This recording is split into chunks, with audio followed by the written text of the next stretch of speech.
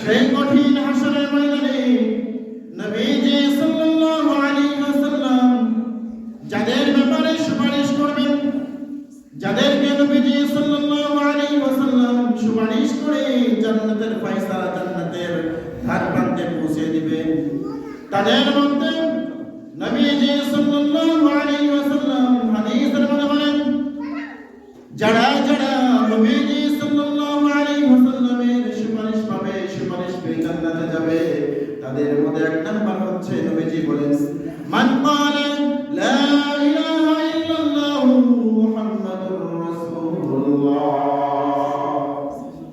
নবীজি সাল্লাল্লাহু আলাইহি ওয়াসাল্লাম বলেন, দুনিয়ার জমিনে যারা মন থেকে, হৃদয় থেকে, অন্তর থেকে কালিমা পড়েছে লা ইলাহা ইল্লাল্লাহ, এই বাক্যটি যারা মন থেকে, হৃদয় থেকে কালিমা পড়েছে, আল্লাহর নবীজি সাল্লাল্লাহু আলাইহি ওয়াসাল্লাম হাদিসের মধ্যে বলেন, কিয়ামতের ময়দানে এই কালিমা পড়নে ওয়ালা যারা, কালিমা যারা বিশ্বাস করেছে আল্লাহ তাআলা এক, আল্লাহর কোনো শরীক নেই, আল্লাহ তাআলার সাথে কোনো শরীক নেই, আল্লাহ তাআলা এক ও অভিন্ন, এটা যারা বিশ্বাস করেছে, আল্লাহর নবী সাল্লাল্লাহু আলাইহি ওয়াসাল্লাম বলেন, কিয়ামতের ময়দানে আমি নবীজি সাল্লাল্লাহু আলাইহি ওয়াসাল্লাম তাদেরকে সুপারিশ করব, আর আমি যাদেরকে সুপারিশ করব তাদেরকে আল্লাহ রাব্বুল আলামিন বিনা হিসাবে জান্নাত দান করবেন। সুবহানাল্লাহ। এই জন্য এক নাম্বার হচ্ছে যারা মন থেকে কালিমা পড়বেন, আর এই কালিমা এত দামি, এত দামি, এই কালিমা পড়ার জন্য, এই কালিমার জন্য কত সাহাবায়ে কিরাম কাফেরদের সাথে যুদ্ধ করেছে, এই কালিমাকে টিকিয়ে রাখার জন্য, এই কালিমা নিজের জীবনের ভিতরে জড়িয়ে রাখার জন্য, এই কালিমার মালা গলায় পরার জন্য কত সাহাবায়ে কিরাম অত্যাচারিত হয়েছে, কত সাহাবায়ে কিরাম জুলুমের শিকার হয়েছে। আমাদের নবী নবী বিশ্ব নবী মুহাম্মদুর রাসূলুল্লাহ সাল্লাল্লাহু আলাইহি ওয়াসাল্লাম তার চাচা আবু তালেব এত ভালোবাসে আমাদের নবীকে কুলে পিঠে করে মানুষ করেছে, বড় করেছে, লালন পালন করেছে, কিন্তু আমার নবী মুহাম্মদুর রাসূলুল্লাহ সাল্লাল্লাহু আলাইহি ওয়াসাল্লাম যখন আবু তালেবের কাছে কালিমার দাওয়াত নিয়ে চলে গেছে, আবু তালেব সঙ্গে সঙ্গে প্রত্যাখ্যান করেছে, কালিমার দাওয়াত গ্রহণ করে না।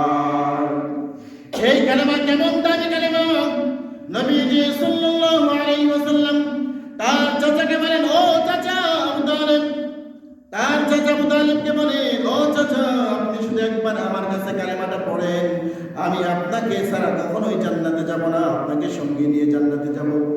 এরপরে আবু তালেব কালিমা পড়েন নাই, নবীজি তাও পরে পিছু ছাড়েন নাই, সব সময় মেহনত করে গেছেন, তার পিছু ছাড়েন নাই, তার পিছু পিছু ঘুরেছে কালিমাটা পড়ার জন্য। নবীজি একবার আবু তালেবকে বলেন, ও চাচা আপনি সবার সামনে কালিমা পড়ার প্রয়োজন নাই, আপনি আমার কাছে কালিমা পড়বেন, জুড়েও কালিমা পড়ার প্রয়োজন নাই, আপনি শুধু আমার কানের করে ঠোঁট নাড়িয়ে নাড়িয়ে কালিমাটা পড়ে, তারপরে আমি আপনাকে ছাড়া জান্নাতে যাব না, কিয়ামতের ময়দানে আপনাকে আমার সঙ্গে নিয়ে আমি জান্নাতে প্রবেশ করব। এরপরে আবু তালেব কালিমা পড়েন নাই। সর্বশেষ আমার নবী বিশ্ব নবী মুহাম্মদুর রাসূলুল্লাহ সাল্লাল্লাহু আলাইহি ওয়াসাল্লাম বলেছেন, ও আমার চাচা আপনি জাহান্নামের আগুনে জ্বলবেন, আর আমি আপনার ভাতিজা হয়ে জান্নাতের মধ্যে থাকবো, আমি মুহাম্মদ সহ্য করতে পারবো না। ও চাচা আপনার ঠোঁট নাড়িয়ে বলার প্রয়োজন নাই, আমি শুধু বলবো লা ইলাহা ইল্লাল্লাহ, আপনি শুধু চুপ থাকবেন, তাতে আমি বুঝবো যে আপনি স্বীকার করেছেন।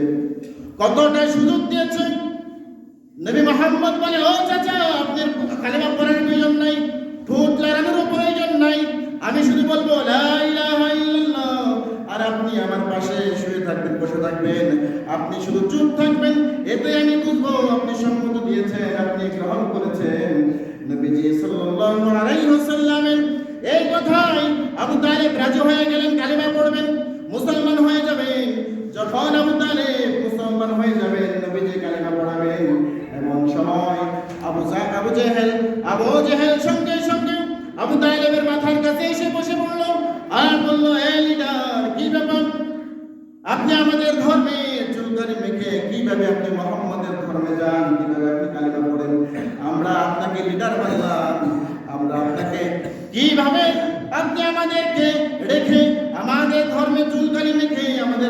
ত্যাগ করে আপনি মুহাম্মাদের কালিমা পড়বেন।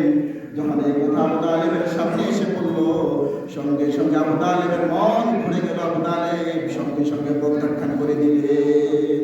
এরপরেও কালিমা পড়েন না। নবীজি কতটা সুযোগ দিয়েছেন যে আপনি চুপ করবেন, চুপ থাকবেন, কোথাও বলবেন না, ঠোঁট লড়াবেন না, আমি শুধু বলবো আপনি চুপ থাকবেন।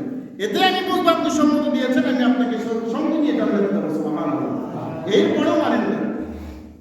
এই জন্যই নবীজি বলেছেন যে ক্বালা লা ইলাহা ইল্লাল্লাহ ফাদাখালাল জান্নাহ। যেই ব্যক্তি একবার কালিমা পড়বে আর যেই ব্যক্তি মৃত্যুর সময় যদি তার জবান থেকে একবার কালিমা বের হয় ফাদাখালাল জান্নাহ, সে মৃত্যুবরণ করবে, সঙ্গে সঙ্গে জান্নাতে প্রবেশ করবে। সুবহানাল্লাহ।